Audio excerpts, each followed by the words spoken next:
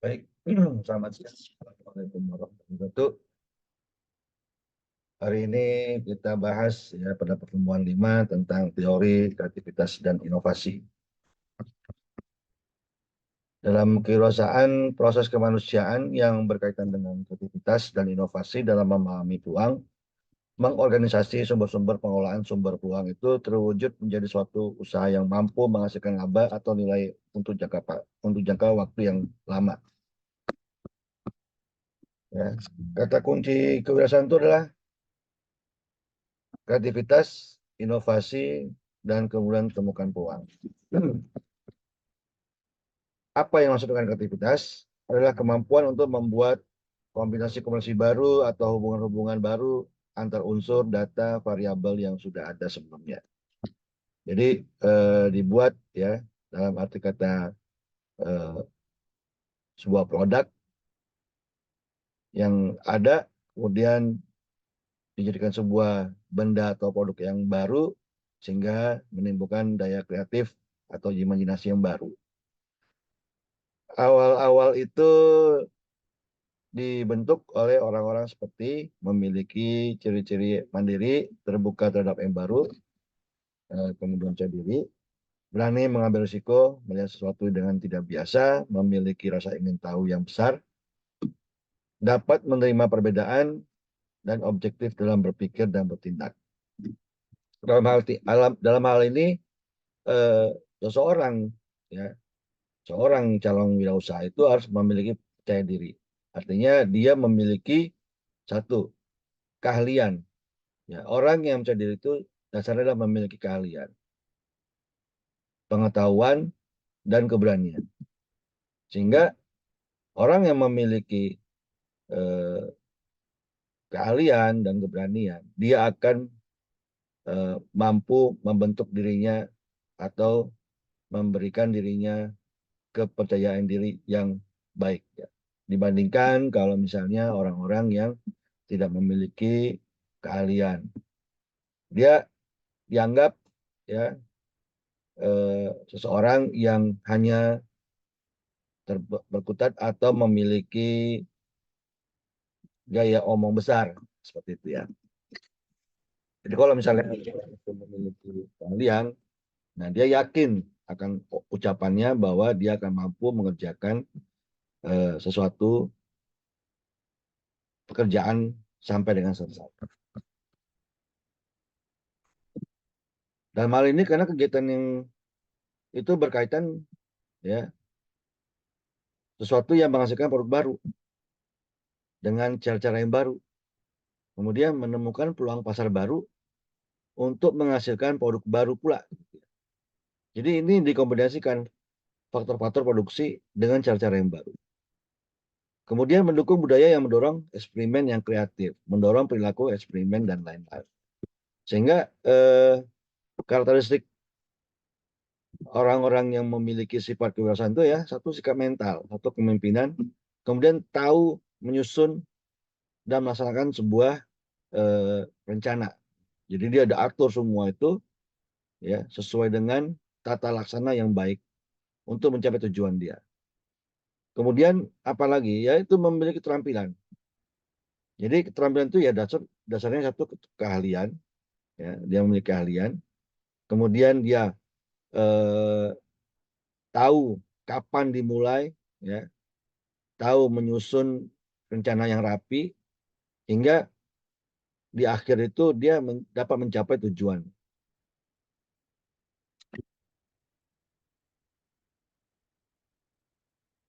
Kemudian eh, kita bahas lagi soal inovasi. Jadi inovasi adalah kemampuan untuk menerapkan gagasan-gagasan baru atau pemecahan kreatif terhadap berbagai masalah dan dalam memanfaatkan peluang. Kapan inovasi itu muncul? Jadi eh, sebuah produk udah ditemukan, ya, kemudian dikreasikan hingga menjadi sebuah produk yang multiguna atau bisa dimanfaatkan oleh manusia atau orang-orang. Kemudian perkembangan-perkembangan itu berlanjut hingga dia eh, menemukan titik jenuh dalam penggunaan produk tersebut sehingga dia harus dilakukan inovasi baru, ya. Seperti misalnya dulu telepon ya hanya digunakan sebagai alat komunikasi dua arah, ya. Kemudian jenuh, ya, jenuh pemakaiannya, orang ingin sesuatu yang lebih bagus atau yang lebih baik lah, gitu ya. Hingga muncul lagi produk yang baru, ya, menggunakan telepon ya tanpa kabel. Jadi tanpa dia terhubung di rumah. Jadi dia tidak harus di rumah baru bisa menerima telepon, tapi dia bisa menerima telepon di luar dari rumah. Hingga bisa meningkatkan daya mobilitas orang tersebut, ya. Kemudian jenuh lagi, apalagi yang mau dibuat dari sebuah telepon. Oke, muncul lagi penemuan-penemuan baru, ya kan, hingga akhirnya bisa melakukan komunikasi dengan orang lain itu dengan jarak jauh yang sangat jauh lah, gitu ya, antar benua, antar provinsi, ya, antar pulau, gitu ya. Jadi inovasinya apa aja? Satu, satelit, ya, satelit ditemukan, kemudian frekuensi eh, untuk global satelit messenger juga ditemukan, ya, GSM, kemudian MPS juga ditemukan, gitu ya, melalui gelombang radio, sehingga bisa menyambungkan antara kota A dan kota B, orang A dan orang B, gitu ya. Sehingga itu menjadi kombinasi baru, ya, terus berkembang hingga akhirnya adanya inovasi mesti ada dibarengi dengan daya kreativitas. Kemudian muncul lagi eh, perkembangan zaman dan mobilitas orang sangat tinggi hingga akhirnya muncul lagi inovasi baru. Jadi itu diciptakan karena apa? Karena daya berpikir manusia, sesuatu mencari hal yang baru, ya. Jadi creativity thinking new things, ya, yaitu inovasi sama dengan ya melakukan suatu hal yang baru, doing new things, ya. Jadi begitu. Kreasi dan implementasi kombinasi baru pada produk, jasa, proses kerja dan sebagainya itu adalah teori dari Skamter tahun 1934, ya. Kemudian pengembangan dan implementasi suatu yang baru yang dikeluarkan oleh De Jong dan Den Hartog tahun 2003. Jadi spektrum invasi, kemudian inovasi, kemudian imitasi itu ada tiga, ya. Satu invensi, invensi itu adalah penemuan baru, ya. Kemudian dilakukan inovasi, ya. Kemudian imitasi, imitasi apa? Ya meniru atau mencontoh produk-produk yang sudah ada, diperbanyak, ya, mirip, ya, gitu ya. Jadi tiga ini, ya. Jadi imitasi itu sesuatu yang dibuat, ya, sama seperti yang sudah alat yang sudah ada, gitu ya.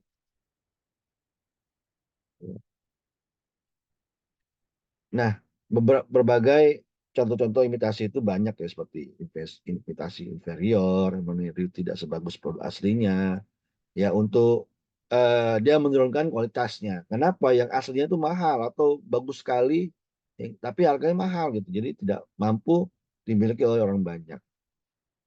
Kemudian imitasi yang mirip, ya, meniru produk sedekat mungkin dengan aslinya. Ya, seperti kita pengen milih tas, ya, tas yang terkenal mereknya, jadi dibuat sedemikian bagus, sedemikian rupa sehingga mirip sekali dengan aslinya, ya. Kemudian apa lagi? Imitasi, ya, meniru produk yang lebih bagus dari produk aslinya. Nah, ini imitasi yang superior, ya, meniru produk, ya, tapi lebih bagus dari produk aslinya. Luar biasa. Jadi inovasi itu eh, sebuah penemuan, ya, untuk menciptakan sesuatu yang relatif baru dengan nilai tambah yang lebih tinggi. Ya tadi, ya, seperti tadi. Awalnya telepon, kemudian, ya, pakai kabel, hingga akhirnya dia menemukan baru telepon lagi dengan eh, metodenya wireless, ya. Jadi dia bersambungan dengan frekuensi ya. Jadi ketemu dengan frekuensi yang di rumah dengan frekuensi yang dipakai untuk di luar dari rumah gitu ya. Jadi itu menciptakan atau menemukan suatu produk ya yang baru ya sebelumnya sudah ada gitu ya. Untuk apa? Nilai tambah yang lebih tinggi ya, menambah profit, menambah pemasukan atau menambah tingkat penjualannya. Contohnya inovasi incremental ya, proses penyesuaian dan implementasi perbaikan yang berskala kecil dan dilakukan oleh itu di awal dengan adanya knowledge ya, intensive service atau KISS. Ini inovasi dalam pengembangan ekonomi. Kemudian supplier dominate service yaitu meliputi perdagangan retail, pelayanan pribadi, hotel, resto, dan itu seperti itu. Kemudian ada lagi inovasi radikal, inovasi dengan lonjakan yang cukup besar dalam hal benefit atau nilai yang ditawarkan. Contohnya apa? Contohnya kalau dalam saham ya, penjualan saham gitu ya. Kemudian dia kita hanya memiliki saham tersebut, lembar saham tersebut membuktikan bahwa kita menanam modal, tapi kita mau menanam modal tidak banyak gitu dalam sebuah perusahaan, tapi kita mendapatkan keuntungan dari pergerakan saham itu. Kalau kita beli ketika di eh, harga 100 ya kan, ketika sahamnya naik 120 maka kita dapat selisih menjual itu dapat selisih harganya. Tapi kita nggak memiliki sepenuhnya akar perusahaan tersebut gitu ya. Jadi kita udah benefit yang baik gitu, dari keuntungan itu. Kemudian invensi, yaitu adalah penemuan suatu yang benar-benar baru yang belum pernah ada sebelumnya. Ya, tadi ketika orang berkomunikasi ditemukan oleh Graham Bell itu sebuah telepon hingga akhirnya itu menjadi dia inventor, jadi penemu baru, penemu sebuah telepon ya kan. Jadi itu invensi. Orang menemukannya inventor ya. Jadi dia eh, penemuan itu biasanya dilakukan oleh orang tersebut pada satu bidang aja ya. Jadi dia nggak bisa macam-macam bidang gitu. Biasanya kan dia fokus di satu bidang. Seperti ya alat komunikasi atau dia ke bidang kemampuannya atau keahliannya itu eh, elektro elektromagnetik rendah ya misalnya gitu ya. Hingga dia menemukan jaringan telepon. Jadi eh, dia penemukan tapi dia belum bisa menjual secara masif. Kenapa? Mungkin bentuknya tidak seperti yang mudah digunakan oleh orang-orang banyak ya. Jadi mesti mesti dipoles lagi dengan kemampuan atau kreativitas orang lain, yang lain ya. Jadi dia menemukan telepon, dia masih eh, dulu waktu itu telepon itu menggunakan banyak orang dan menggunakan kabel dan colokan-colokan gitu ya. Jadi menghubungkan antara satu titik ke titik lain dan itu membutuhkan orang banyak dan akibatnya operasionalnya tinggi gitu ya. Nah, supaya dia lebih mudah digunakan orang, maka perlu lagi penelitian yang baru bagaimana memudahkan orang untuk eh, menggunakan telepon itu yang lebih mudah ya. Hingga akhirnya pertama kali itu ya menggunakan telepon itu eh, ya seperti telepon yang kita tahu ya, eh, bisa bisa menerima dan bisa menelpon. Nah, itu baru bisa dikomersialkan gitu ya, bisa dijual alatnya kan gitu ya. Kemudian bisa dijual eh, apa pelanggan ya, pelanggan untuk menelpon gitu ya. Nah, itu harus dibiayai oleh eh, apa ya, yang memiliki dana besar gitu. Ya, kalau negara ya seperti negara ya mesti punya dana untuk mengembangkan proyek itu. Biasanya sih itu perusahaan swasta ya. orang-orang kaya yang memiliki dana dan dia ingin mendapatkan benefit ketika menjual produk itu.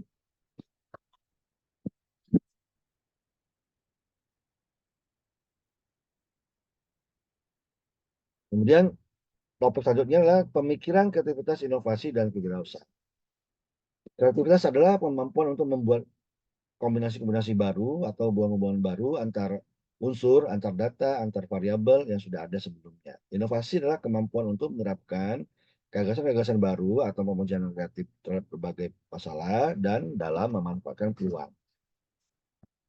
Nah, bagaimana orang bisa berpikir, ya, eh, seorang pengusaha itu bisa berpikir menjadi sumber kreativitas dan inovasi.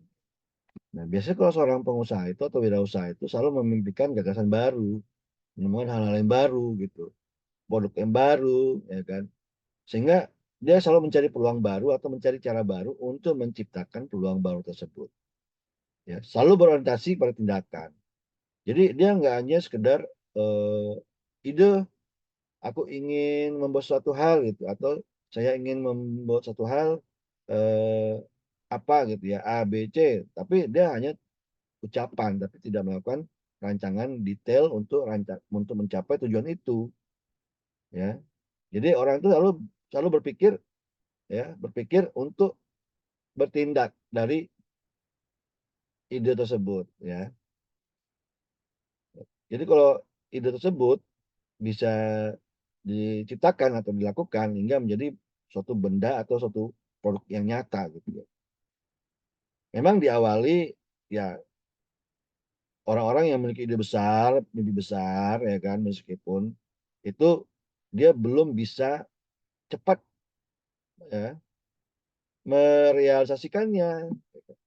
Biasanya mereka harus mencari orang-orang yang mampu untuk membuat itu. Nah, dia memiliki modal, dia memiliki daya imajinasi atau ide yang brilian, ya kan? Tapi dia belum mampu membuat itu karena mungkin dia butuh orang-orang yang ahli, ya, gitu ya. Dia udah mulai, ya kan, hal baru tersebut.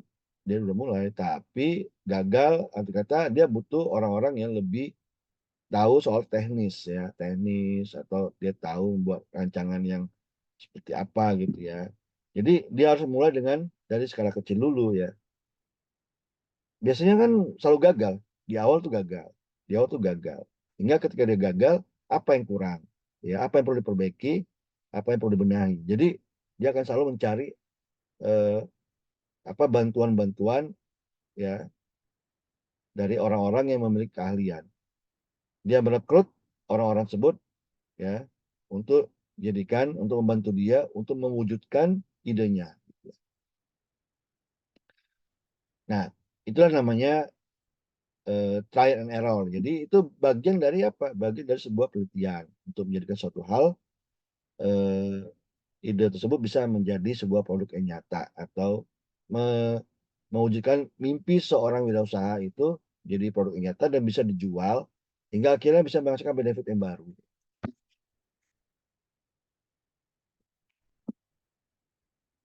Ada juga yang berpendapat bahwa orang-orang yang memiliki daya kreativitas, ya, itu merupakan sifat bawaan sehingga tidak dapat dijadikan pada orang lain yang tidak memiliki sifat tersebut.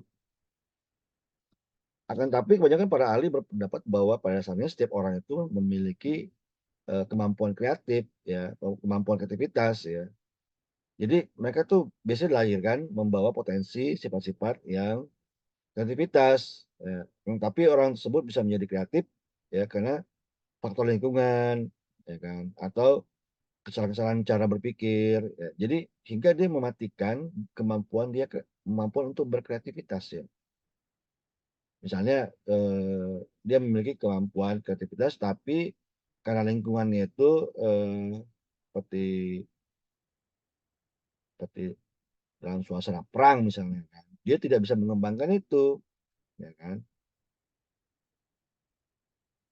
atau perlakuan-perlakuan yang bisa memang oleh orang-orang di sekitarnya itu memang memendam atau tidak bisa mengembangkan daya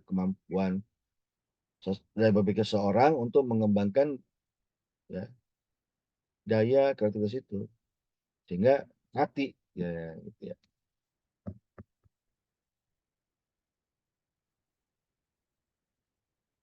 Jadi hal itu bisa apa, suatu kesalahan ya cara berpikir yang merupakan belenggu mental untuk berpikir secara kreatif. Ya, salah satunya yaitu tidak pernah menganggap bahwa ada kemungkinan beberapa jawaban yang benar, memfokuskan berpikir secara logis, tapi jika terlalu memfokuskan pada berpikir logis akan menghambat berpikir kreatif. Jadi logika aja, dia tidak bisa mengembangkan selain dari logika tersebut, ya kan? Sehingga menghambat cara berpikir yang kreatif. Kemudian eh, hanya mentaati peraturan secara menyeluruh sehingga mematikan prakarsa-prakarsa yang lain. Takut dikatakan tidak kreatif, ya, sehingga tidak mengetahui aspek lain yang tekuni. Kemudian takut dikatakan tidak kreatif atau bodoh, sehingga tidak berani mengemukakan pendapat. Takut berbuat salah dan gagal. Nah, ada kiat-kiat untuk menjadi seorang yang kreatif, yaitu bahwa kreativitas itu harus dipandang sebagai suatu kebutuhan, ya, baik pribadi, ya kan, lingkungan maupun eh, organisasi yang lebih besar. Kemudian mempunyai sikap toleransi terhadap keberhasilan atau kegagalan. Jadi kita harus bisa menerima hal-hal kegagalan. Jadi nggak harus perfect kalau saya berhasil, ya kan. Kemudian ada rasa keingintahuan ya, ada rasa keingintahuan karena kalau ada rasa keingintahuan maka kita apa rasa untuk menciptakan suatu hal yang baru itu ada. Kemudian mampu menyikapi masalah dengan sebagai tantangan. Ya. Mengadakan pelatihan-pelatihan kreativitas secara teratur atau mengikuti kegiatan-kegiatan yang melatih kemampuan eh, berpikir kita, kemampuan skill fisik kita gitu ya, melalui kursus-kursus, melalui kursus seminar segala macam sehingga kita mendapatkan asupan energi baru gitu ya. Menyediakan fasilitas yang diperlukan untuk terlaksananya kegiatan yang kreatif. Memberikan penghargaan bagi orang-orang yang memiliki kemampuan kreativitas yang berhasil. Membuat model-model teknik mengembangkan kreativitas untuk dipelajari oleh perorangan maupun kelompok. Jadi ada model-model teknik, misalnya ada apa ya seperti petunjuk pemakaian misalnya gitu ya, atau cara membuat. Gitu. Jadi ada seperti tutorial. Jadi orang bisa meniru itu dan bisa mengembangkan kemampuan kreativitas seorang ya, sehingga bisa menambah wawasan, menambah sebuah produk, menambah kemampuan cara berpikir orang tersebut untuk meningkatkan kemampuan kreativitasnya. Nah, caranya bagaimana? Yaitu perlu persiapan, ya, penelitian, investigasi, kemudian melakukan transformasi, melakukan inkubasi, kemudian iluminasi, verifikasi, dan implementasi. Nah, di awal-awal itu kan penelitian, ya, kita ingin tahu, ya kan. Nah, kebutuhan itu dari mana? Dari masyarakat. Diperoleh dari masyarakat. Tadi contohnya tadi ya soal sebuah telepon ya, ternyata orang membutuhkan telepon yang bisa mobile, bisa kemana-mana. Jadi carilah, ya, diteliti, ya. Kemudian seperti apa bentuknya gitu ya, dan bagaimana prosesnya gitu. Kemudian melakukan ya transformasi, ya,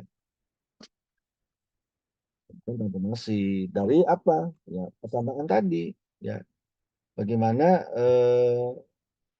menyelesaikan tahapan transformasi itu menyangkut persamaan dan perbedaan pandangan di antara informasi yang terkumpul dari orang-orang kita kita teliti ya atau kita cari tahu pendapatnya gitu. Jadi itu adalah dari mengidentifikasi persamaan dan perbedaan yang ada tentang informasi terkumpul, kemudian lanjutkan dengan tahapan yaitu berpikir konvergen dan divergen, kemudian dari sini kita menemukan ya kesimpulan bahwa ini bisa dilakukan. Nah, kalau berpikir konvergen itu adalah kemampuan yang memiliki persamaan dan hubungan di antara beragam data dan kejadian, ya kan? Sedangkan yang berpikir divergen adalah kemampuan melihat perbedaan antara data dan kejadian yang beraneka ragam. Kemudian lanjut dengan penetasan, inkubasi. Itu dilakukan secara sadar, ya, dikumpulkan penemuan-penemuan tadi, ya, kemudian dikembangkan hingga layak untuk dijual atau dipasarkan.